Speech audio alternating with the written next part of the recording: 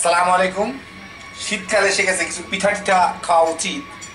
তো আমার চ্যানেলে প্রায় কমন পিঠাগুলোর মধ্যে সবগুলোই আছে। যেগুলো সম্ভব সেগুলো আছে, যেগুলো বেসম্ভব সেগুলো আমি আগে বানায় রেখে দিছি, আপনারা দেখে নিতে পারেন। যেমন চিতই আর ভাপা পিঠার অত ভ্যারাইটি বোধহয় কারো কাছেই নাই। তো সেই জন্য ওইগুলো আর কয়বার দেখাবো বলেন। এখন অবশ্য নতুন সিস্টেম শুরু হয়েছে, একই জিনিস যদি আমি আবার দেখা দিতে তাহলে মনে করেন এখন আমি আগে লোহার হাতা দিয়ে নাড়ছিলাম, এখন কাঠের হাতা দিয়ে নেড়ে আপনাদের দেখাইতে হবে, কাঠের হাতা দিয়ে নাড়া পিঠা। তো এই সমস্ত বুজরুগি না করে অন্য পিঠায় চলে যায়, আরও দুনিয়ার পিঠা আছে। তা আমি এখন দেখাচ্ছি কিছু গ্রামাঞ্চলের পিঠা, যেগুলা ঢাকা শহরে আপনারা খুব একটা পরিচিত না এগুলোর সাথে। তো তার মধ্যে এখন আমি বানাবো নামাতি মালপোয়া। তো সেই জন্য আমি এখানে চালের গুঁড়ি নিচ্ছি, ময়দা নিচ্ছি আর চিনি নিচ্ছি, তিনটাই সমান পরিমাণে পরে 1 কাপ করে।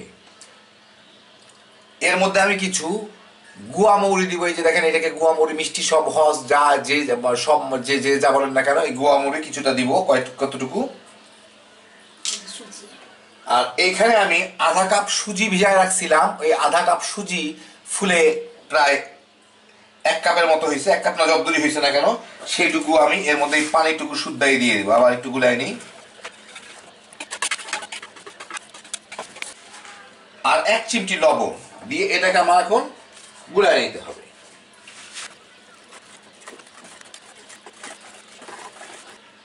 তো ভালো মতো খারাপ মতো যেভাবে মিলাই না কেন, যখন ভিতরে কোনো দলা থাকবে না, সবকিছু একসাথে মিলে যাবে, তখনই মিলানোটা হয়ে গেল। এখন এটাকে আমার একটু ভেজে নিতে হবে। তো এই যে দেখেন, এই ব্যাটারটা এইরকম ঘন হইতে হবে, এরকম হইল, বুঝতে পারতেছেন কিনা আমি সাইড থেকে, যাই হোক। এখন আমি একটা এই টাইপের ঘন,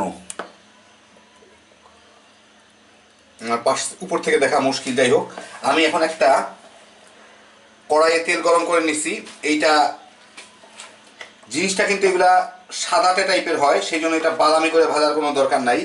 এটা 175 ডিগ্রি সেলসিয়াসে গরম আছে তেলটা, একটু পুরানো কড়াই, যাতে তলে লেগে না যায়।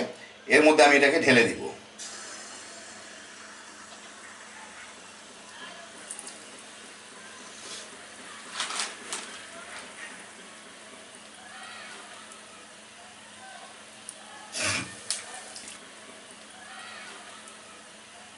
একটু পরে এরকম নিচ থেকে নিজেই উঠে আসার কথা, যদি না আসে তাহলে একটা চিকন কিছু রাখবেন, এটা দিয়ে ছাড়াই দিতে হবে আর কি।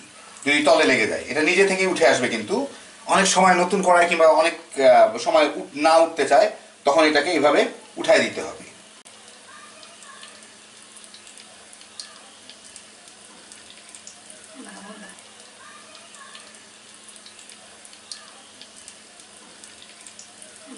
একটু ভাজা হইলে হালকা বাদামি টাইপের একটু আভা দেখলে এটাকে উল্টায় দিতে হবে, কারণ এটা কিন্তু বাদামি করে ভাজা হয় না, এটা একটু সাদাতে সাদাতে টাইপের থাকে।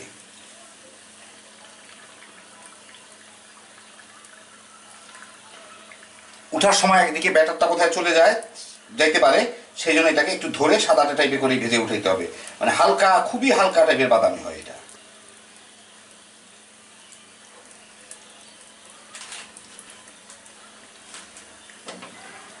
আমি ভাজার পুরা সময়টুকুতে কোনো অংশ কাটবো না কিংবা কোনো অংশ ফাস্ট ফরওয়ার্ড করবো না, যাতে আপনাদের আইডিয়া হয় এক্স্যাক্টলি কতটুকু সময় আমি এটা ভাজলাম।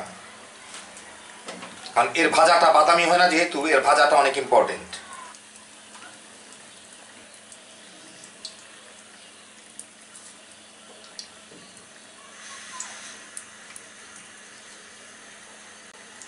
দেখি একটু ওই পাশটা দেখি, হ্যাঁ এই যে হয়ে গেল।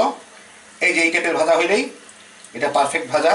এখন আমি উঠাই নেব। এই যে দেখেন, এটা হালকা ধরনের বাদামি ভাজা,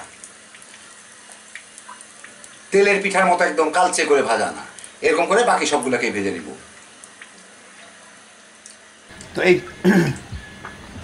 তো এই যে দেখেন, হয়ে গেল আমার নামতি মালপোয়া। খুব মজার একটা পিঠা।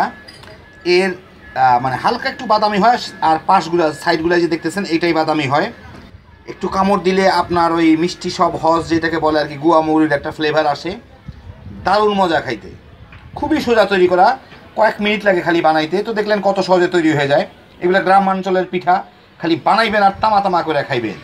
হ্যাপি জোশের একটা জিনিস। আল্লাহ আপনাদের সবাইকে ভালো রাখুন। ইনশাআল্লাহ আবার দেখা হবে। আল্লাহ হাফিজ।